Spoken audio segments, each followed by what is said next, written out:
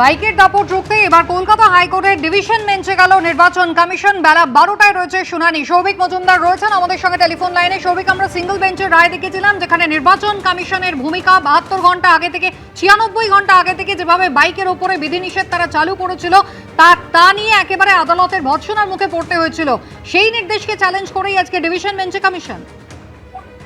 দেখো, একেবারে সিঙ্গেল বেঞ্চে সেই নির্দেশকে চ্যালেঞ্জ করেই ইলেকশন কমিশন তারা ডিভিশন বেঞ্চে গেছেন এবং তাদের বক্তব্য হলো যে এই যে নির্বাচন হচ্ছে সেই নির্বাচনকে যাতে শান্তিপূর্ণ এবং সুষ্ঠুভাবে করা যায়, কোথাও কোনো রকম গন্ডগোল না হয়, সেই কারণেই নির্বাচন কমিশনের তরফ থেকে এই ধরনের বিধিনিষেধ আরোপ করা হয়েছিল। কিন্তু সিঙ্গেল বেঞ্চের তরফ থেকে সেই বিধিনিষেধ খারিজ করা হয়েছে এবং নির্বাচন কমিশনের বক্তব্য হলো এবং তারপর তারা দেখতে পেয়েছেন যে একাধিক জায়গায় কার্যত বাড়িতে বাড়িতে গিয়ে গলিতে গলিতে ঢুকে এই বাইক বাহিনী তারা কিন্তু ভোটারদের হুমকি দিচ্ছেন, ভোটারদের ভয় দেখাচ্ছেন, কোথাও গিয়ে অশান্তি করছেন, কোথাও আইন শৃঙ্খলার অবনতি ঘটাচ্ছেন। ফলে এই যে সিঙ্গেল বেঞ্চের তরফে নির্দেশ দেওয়া হয়েছে সেই নির্দেশের গ্রহণযোগ্যতাকে তারা চ্যালেঞ্জ করছেন এবং তারা বলছেন যে নির্বাচন যখন ঘোষণা হয় সেই নির্বাচন ঘোষণার পরে নির্বাচন কমিশনের প্রাথমিক কাজ হচ্ছে যাতে ভোটাররা শান্তিপূর্ণভাবে এবং নির্ভয়ে নির্বিঘ্নে তারা ভোট দিতে পারেন সেইটা সুনিশ্চিত করার। নির্বাচন কমিশনের যুক্তি হচ্ছে যে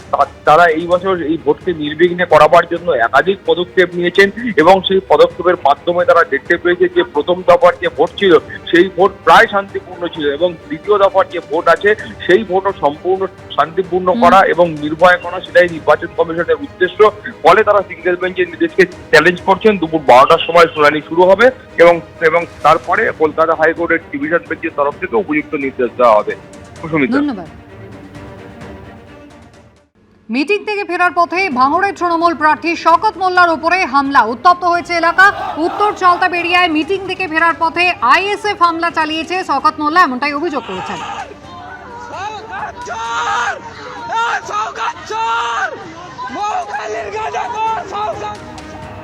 আইএসএফ নেতা আবুল খওয়ারের নেতৃত্বে হামলা চালানো হয় এমনটাই শওকত মোল্লা অভিযোগ করেছেন। হামলার অভিযোগে বিজয়গঞ্জ থানার সামনে রাতে তৃণমূল কংগ্রেস বিক্ষোভ দেখায়। আইএসএফ এর বিরুদ্ধে হামলার লিখিত অভিযোগ করেছেন ভাঙড়ের তৃণমূল প্রার্থী। আইএসএফ এর পক্ষ থেকে হামলার সঙ্গে দলের যুক্ত থাকার অভিযোগ অস্বীকার করা হয়েছে। মিটিং সেরে যখন আমরা ফিরছিলাম উত্তর চালতাবেড়িয়া, সেখানে আবুল খায়ের নেতৃত্বে আমাদের উপরে আরো কয়েকজন ছিল, আমাদের উপরে অ্যাটাক করে।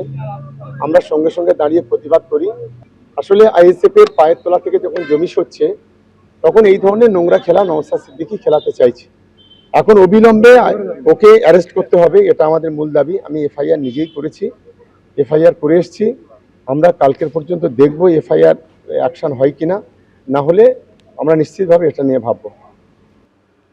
মতুয়া এবং অন্য সব শরণার্থীদের নাগরিকত্ব দেওয়া হবে, এটা মোদির গ্যারান্টি। রবিবার ঠাকুরনগরে ভোটের প্রচারে গিয়ে মতুয়াদের এমনই আশ্বাস দিয়েছেন নরেন্দ্র মোদি।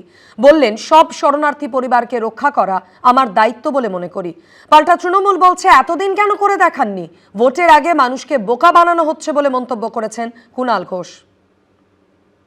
मैं मতুआ, नामशूद्र और अन्य सभी शरणार्थी परिवारों से कहूंगा, आपको नागरिकता भी मिलेगी। ये मोदी की गारंटी है। বহু মানুষ এখনো ভোটার লিস্টে নেই। শাক দিয়ে ধামাচাপা দেওয়ার জন্য সব নাটকের সংলাপ বলছেন প্রধানমন্ত্রী। 29 এপ্রিল দ্বিতীয় দফায় মতুয়া অধ্যুষিত উত্তর 24 পরগনা ও নদিয়া জেলায় ভোট গ্রহণ হবে। তার আগে রবিবার ঠাকুরনগরে ভোটের প্রচার সারলেন নরেন্দ্র মোদি। প্রথমে গেলেন মতুয়া বাড়িতে, পুজো দিলেন হরিচাঁদ ঠাকুরের মন্দিরে, তারপর করলেন জনসভা। जब मैं यहां बोरो मां का आशीर्वाद लेने गया था तो उनकी ममता ने मुझे भाव विभोर कर दिया था। ये अपनत्व मैं कभी नहीं भूल सकता। मुझे ठाकुरबाड़ी मंदिर में पूजा अर्चना का अवसर मिला है। मैं श्री श्री हरिचांद ठाकुर, श्री श्री गुरुचांद ठाकुर और बौरो मां को श्रद्धापूर्वक नमन करता हूं। ये जो पुण्य अनुभूति है वो हमेशा मेरे साथ रहने वाली है। এসআইআরে মতুয়া সম্প্রদায়ের একটা অংশের নাম বাদ পড়েছে। বিচারাধীন 60 লক্ষের মধ্যে উত্তর 24 পরগনায় বাদ গেছে 3,25,666 জনের নাম, আর নদিয়ায় 2,08,626 জনের নাম অবৈধ হিসেবে চিহ্নিত হয়েছে। এই দুটো জেলাতেই মতুয়া সম্প্রদায়ের বহু মানুষ বাস করেন। রবিবার ঠাকুরনগরের প্রচার সভা থেকে মতুয়াদের নাগরিকত্ব দেওয়ার আশ্বাস দিলেন প্রধানমন্ত্রী। हर शरणार्थी परिवार को हम अपनी जिम्मेदारी मानते हैं, इसलिए मोदी सीएए कानून लेकर आया।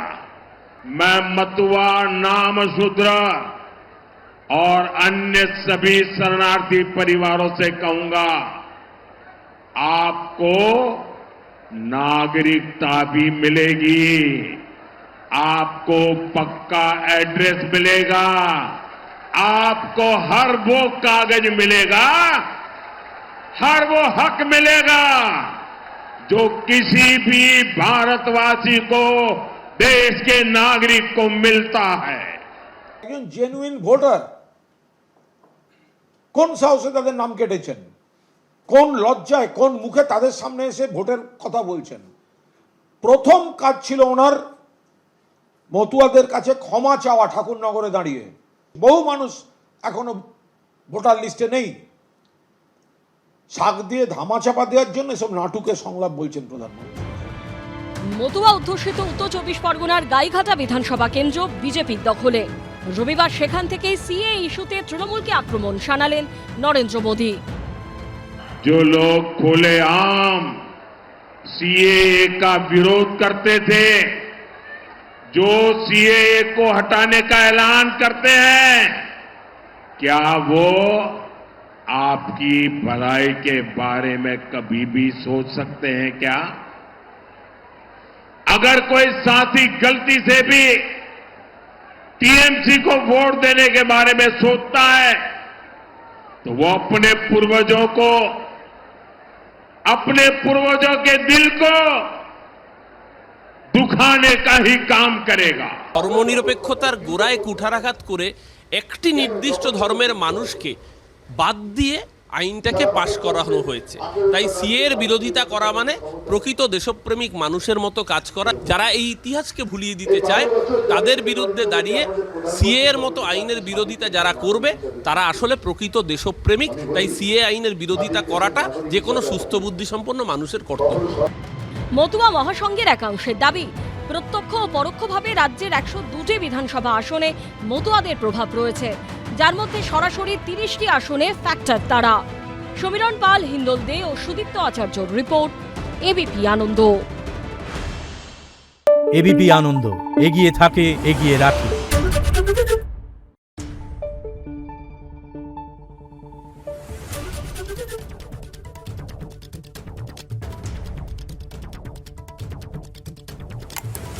Thank you.